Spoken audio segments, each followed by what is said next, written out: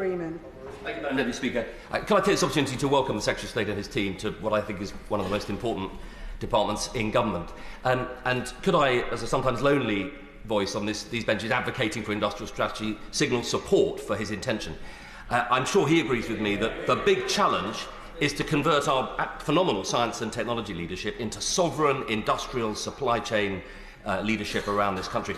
Having led the strategy for life science, quantum, eng, biofusion, could I ask him whether he agrees with me that the key to this is cross-departmental Whitehall work and making sure that we don't end up with endless, earnest, well-intended committees, but we actually engage the small businesses, the entrepreneurs, the investors who are driving these sectors of tomorrow?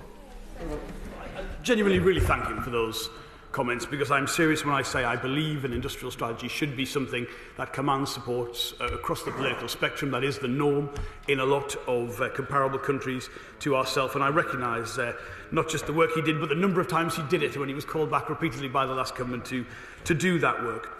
I'm often struck by, for instance, the comments I think Lord Willits made in the Policy Exchange pamphlet, talking about how when he looked at offshore wind and the lack of a supply chain and how that had really benefited Scandinavian economies rather than our own.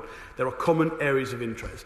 To make this industrial strategy more successful than, I think, the very credible approach of the Conservative government when Theresa May was Prime Minister, we need it to last longer.